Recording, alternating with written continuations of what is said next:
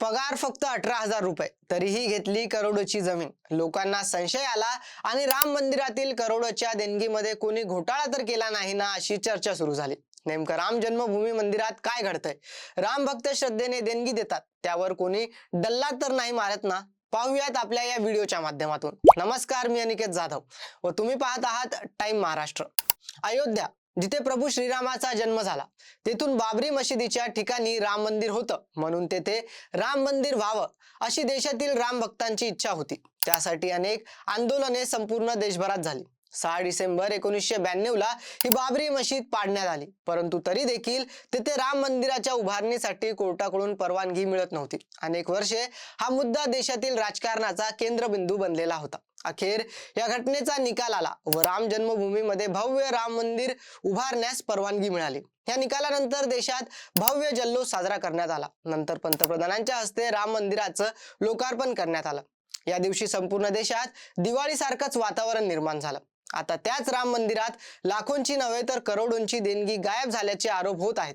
या संपूर्ण प्रकरणाची सुरुवात झाली ते उत्तर प्रदेशचे माजी मुख्यमंत्री व समाजवादी पक्षाचे अध्यक्ष अखिलेश यादव यांच्या एका ट्विट नंतर. 7 जूनला अखिलेश यादव यांनी ट्विट करत राम मंदिरातील करोडोंची देणगी गायब असल्याचं सांगितलं. जगभरातील प्रभू राम भक्तांसाठी ही एक अत्यंत संवेदनशील बातमी आहे. राम मंदिराला अर्पण करण्यात आलेली कोट्यवधी रुपयांची देणगी गायब झाली आहे. मंदिर ट्रस्टसाठी ही एक अत्यंत लाजिरवाणी परिस्थिती आहे. यावर कोणतेही स्पष्टीकरण देण्यासाठी कोणीही पुढे येत नाहीये. न्यायालयाने या प्रकरणाची स्वतःहून दखल घ्यावी अशी मागणी होत आहे, कारण हे प्रकरण जागतिक स्तरावरील संपूर्ण सनातन समाजाच्या प्रभू श्री रामावरील असीम श्रद्धेशी थेट जोडलेले आहे व यावर सरकारचे मौन संशयास्पद आहे, असे अखिलेश यादव आपल्या ट्विट मध्ये म्हणाले. या ट्विट नंतर मोठी खळबळ उडाली. राम मंदिराच्या देणगीमध्ये खरंच कोणी डल्ला मारलाय का, अशी चर्चा होऊ लागली. यानंतर राम जन्मभूमी ट्रस्टचे जनरल सेक्रेटरी चंपत राय यांनी या संपूर्ण विषयावर स्पष्टीकरण देत असा कुठलाही प्रकार घडला नसल्याचे सांगितले.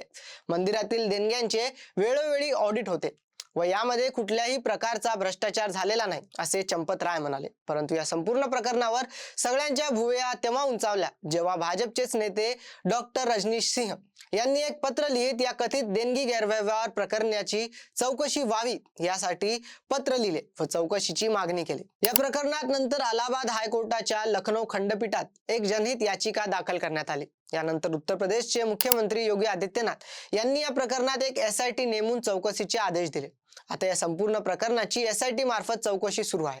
मात्र या चौकशीतून समोर आलेल्या काही बातम्या अत्यंत गंभीर स्वरूपाच्या आहेत. SITने आपल्या तपासादरम्यान राम मंदिरातील एक कर्मचारी लवकुश मिश्रा याच्या घरी धाड मारली व त्याच्या घरातून 10 लाख रुपयांची रोकड मिळाली आहे. फक्त 18,000 रुपये पगार असणाऱ्या लवकुश मिश्राकडे 10 लाख रुपयांची रोकड कुठून आली याचा तपास पोलीस करत आहेत. तसेच राम मंदिराशी निगडीत आणखी एका कर्मचाऱ्याने 40 लाख रुपयांचा प्लॉट विकत घेतल्याचा आरोप होत आहे. त्यामुळे राम मंदिराच्या देणगीमध्ये खरंच भ्रष्टाचार झाला आहे का, हा प्रश्न आणखीनच तीव्रतेने विचारला जात आहे. याचबरोबर आणखी एक कर्मचारी टिल्लू यादव यांचं देखील नाव या प्रकरणात घेतलं जात आहे.